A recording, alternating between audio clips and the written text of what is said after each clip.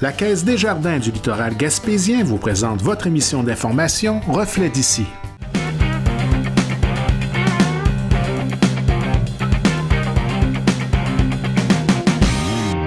Mesdames, Messieurs, bonsoir et bienvenue à la section entrevue de votre émission Reflet d'ici de cette semaine. Nous avons le plaisir de recevoir en studio M. Emmanuel Obédilé, curé du secteur Saint-François de Laval. Alors tout d'abord, bonsoir, Monsieur Emmanuel. Bonsoir. Ça va bien? Très bien, et vous? Très, très bien. Un grand plaisir de vous recevoir en studio aujourd'hui. Très bien, merci. L'objectif de notre entrevue cette semaine est de discuter de la visite de Monseigneur Gaétan Proulx au niveau de la MRC du Rocher-Percé du 20 au 23 février prochain. Donc, ça va être un grand plaisir de recevoir Monseigneur ici à l'intérieur de la paroisse, du secteur plutôt Saint-François de Laval. Oui. Naturellement, derrière cette visite-là, il y a une mission à réaliser. Il vient tous les 5 ans, je crois. Hein? C'est bien ça? Oui. À chaque 5 ans, il devrait visiter son diocèse. Et quelle est la mission derrière cette visite-là? OK. Le but, c'est d'aller à la rencontre des chrétiens pour partager, découvrir et les encourager dans leur vie chrétienne. C'est un peu l'occasion de reprendre contact avec les fidèles. Oui, exactement. Oui. Ça donne l'occasion de prendre un contact direct avec les fidèles. Donc, on peut dire que M. Gaétan Proulx est un peu le chef berger du diocèse. Absolument, c'est lui. Oui, c'est lui. C'est lui le responsable de l'église particulière, c'est-à-dire l'église qui se trouve dans un diocèse. Oui, parce que, je vais vous expliquer davantage, parce que l'église catholique est structurée en église universelle et l'église particulière. Donc, l'Église universelle est confiée au pape. C'est lui qui veille sur l'Église universelle.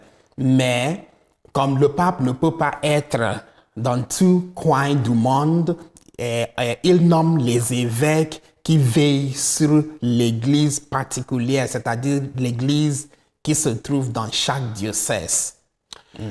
Autour de la visite de Monseigneur Gaétan Proulx, il y a des activités naturellement qui ont été organisées de façon à ce qu'on puisse rejoindre un maximum de fidèles sur le territoire, c'est bien ça? Oui, exactement.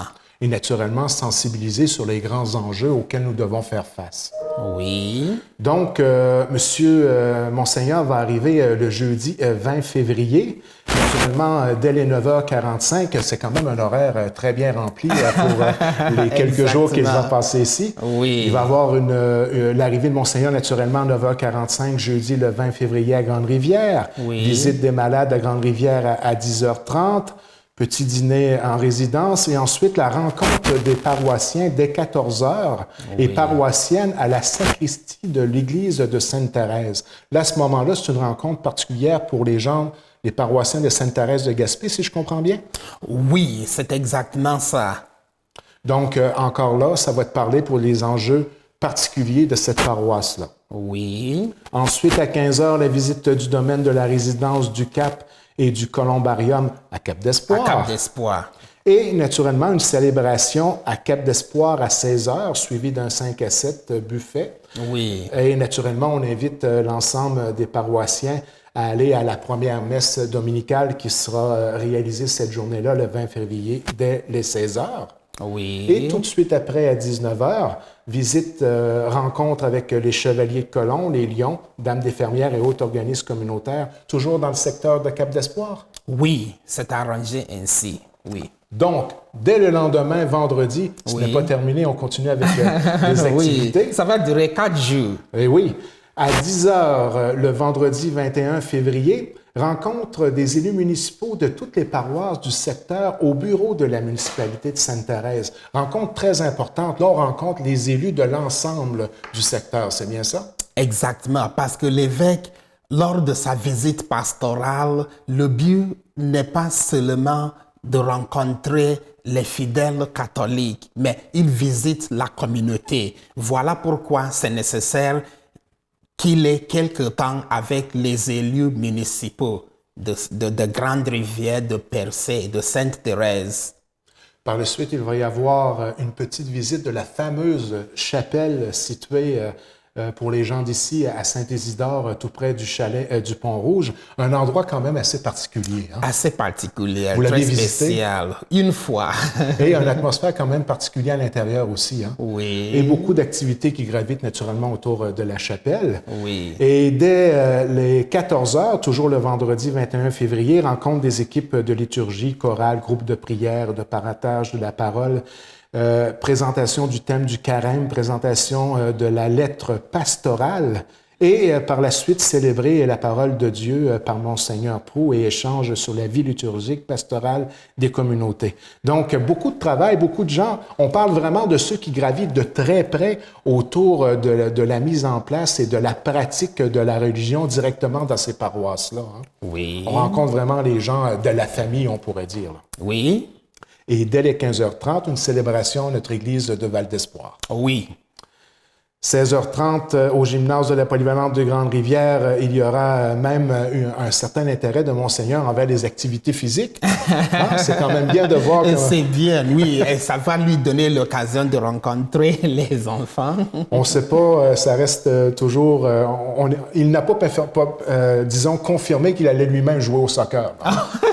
Mais on ne sait jamais, ça vaut la peine de se déplacer. Et 18h, naturellement, ce sera le repas ici à Grande-Rivière, toujours dans le secteur. Oui. Le samedi, il va arriver quelque chose de spécial. Oui, oui, oui, quelque chose de spécial. Une première. Une première, oui, oui, oui. Je vous laisse l'annoncer. Ah bon? OK. Alors, ça sera un jour très spécial. Ce jour-là, notre évêque, Monseigneur Gaëtan Proulx, il va bénir les motoneigistes. Oui, c'est la première fois qu'on lance cette activité. Habituellement, avec l'ancien curé, Père Serge, on bénit les motos en été. Bon, et cette fois-ci, on a pris l'initiation de bénir les motoneiges aussi. Alors, par coïncidence, la date choisie pour cette bénédiction tombe lors de la visite pastorale de l'évêque. Donc, c'est lui qui va faire la bénédiction. Ça sera très spécial. Hein? Ça sera un privilège. Oui. Ça va être une belle tradition à mettre de l'avant. Oui. Et on connaît très bien l'impact que la motoneige peut avoir au niveau touristique dans notre secteur. Là. C'est vraiment... Exactement. Donc, et puis, on va continuer ça. Ça va devenir... une activité annuelle. C'est-à-dire... c'est très bien. Oui, oui, oui. Chaque hiver... on va bénir les motoneigistes. Bien, félicitations pour cette initiative avec le club de motoneige local, bien sûr, Merci. du Rocher-Percé. Et puis, ça va se dérouler directement au relais, ici à Grande-Rivière, dès les 9 h le matin. Oui. Donc, pour les passionnés de motoneige, ce sera l'occasion là, d'un superbe de beau rendez-vous. Tout de suite après, rencontre de toutes les fabriques du secteur à l'église de Grande-Rivière. On parle vraiment là, de l'ensemble des fabriques pour avoir une discussion de vision d'ensemble sur les grands enjeux auxquels on doit faire face. Ça va être une rencontre particulière pour parler de peut-être les possibilités de rassemblement des différentes paroisses. Oui. Ça va être ça le gros enjeu, je crois. Oui, oui, oui. Je vais vous expliquer en plus. Bon, vous voyez, nous sommes en train de regarder l'avenir de l'Église ici, dans le secteur, dans le diocèse. Bon, donc, on a pris l'initiative de regrouper les fabriques de toutes paroisses qui se trouvent dans chaque secteur. C'est pour assurer l'avenir de l'Église. Parce que naturellement, les défis sont grands. Garder de grands bâtiments comme ça debout, les chauffer et avoir le nombre de fidèles nécessaires pour pouvoir garder en santé financière. Exactement. Il y a aussi le défi aussi d'avoir des administrations pour chacun des secteurs. Exactement, oui, oui. Il y a de moins en moins de bénévoles. Exactement, oui. Surtout, oui, exactement ça. Par la suite, dès les 14h30, il y aura une rencontre de tous les catéchètes. Peut-être pour ceux à la maison qui ne sauraient pas encore en quoi consiste le rôle d'un catéchète, c'est vraiment des gens qui sont au cœur de la transmission de la foi au niveau des jeunes et ce sont des bénévoles. Oui, exactement ça. un catéchète, est-ce que je peux vous demander un peu en quoi consiste son rôle? Bon, comme vous venez de dire tout à l'heure, transmission de foi, c'est très nécessaire. Donc, les catéchètes qui s'engagent pour cette transmission de foi, ils travaillent vraiment en bénévolat. Donc, c'est vraiment Essentiel. Essentiel, oui, pour l'avenir, c'est-à-dire pour assurer La continuité. la continuité, le fonctionnement de l'Église à l'avenir. Oui, parce que si on recule un peu dans le passé, on était un peu plus, on avait la chance d'avoir plus de sœurs qui travaillaient au sein de certaines municipalités, qui, eux, avaient un peu ce rôle-là. Et on avait, moi, à mon époque, on avait la chance d'avoir carrément des cours de religion catholique, donc c'était plus facile de faire le pont à ce moment-là. Mais là, le défi revient à ces fameux catéchètes-là. Oui. Et ensuite, il y aura une célébration de la messe, plutôt messe à percer. Oui, il rencontre des paroissiens, conseil de fabrique. Naturellement, ça sera le déplacement vers le secteur de Percé. À 16 heures, oui.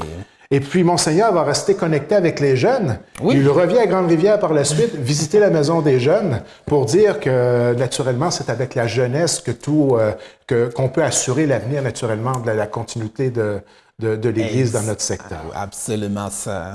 Et le dimanche, un classique à 11h, la messe en direct et naturellement la célébration à l'Église de Grande-Rivière. Oui.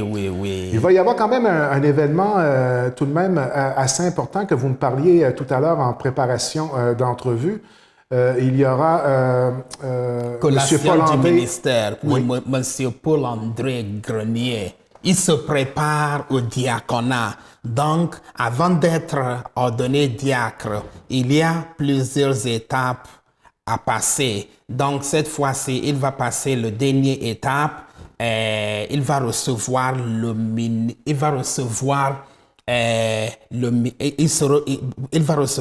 ministère d'acolyte. D'accord. Oui. Ce qui va lui permettre de pouvoir célébrer la messe, j'imagine? Non, pas ça. Bon, qui va le permettre de servir à la messe officiellement. Ah oui? Oui. OK, d'accord. Et puis, préparer l'autel pour la messe aussi. D'accord. Oui, mais c'est pas lui qui célèbre. Ah, OK, d'accord. Oui. Donc, une invitation à toute la population. Oui, c'est ses amis. Oui, il faudrait qu'ils soient là pour vivre cette expérience, oui. Mais je veux dire que c'est pas vraiment une grande cérémonie. Ça ne va pas prolonger la messe plus que d'habitude. Bon, c'est juste une petite cérémonie.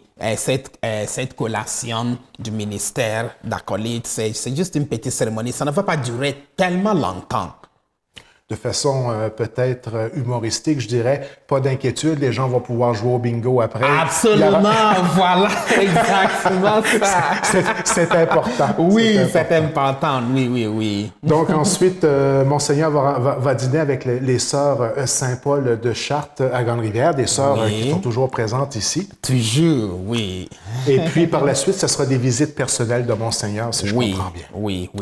Donc des très belles activités à venir, ça va vraiment être très intéressant de suivre ça de près. Oui. Les gens à la maison qui veulent en savoir plus, naturellement, vous pouvez regarder l'entrevue qu'on vient de voir sur nos différents réseaux, donc on vient de réaliser sur nos différents réseaux sociaux. Oui. Et l'ensemble de l'information va être affiché sur le babillard de la télévision communautaire et naturellement sur notre page Facebook. C'est bien. Alors, Monsieur Emmanuel, ça a été vraiment un grand plaisir de vous recevoir en studio. Merci bien. En ce qui nous concerne, c'était notre première rencontre, disons, télévisuelle. Oui, c'est ça, exactement, c'est la première rencontre. Est-ce qu'on peut dire mission accomplie? Mission accomplie! Donc, un grand plaisir de vous avoir rencontré. Très bien, et on garde le contact pour la suite des choses. D'accord. Et on invite la population, naturellement, à être solidaire autour de l'ensemble des activités qu'on vient de discuter avec vous. D'accord.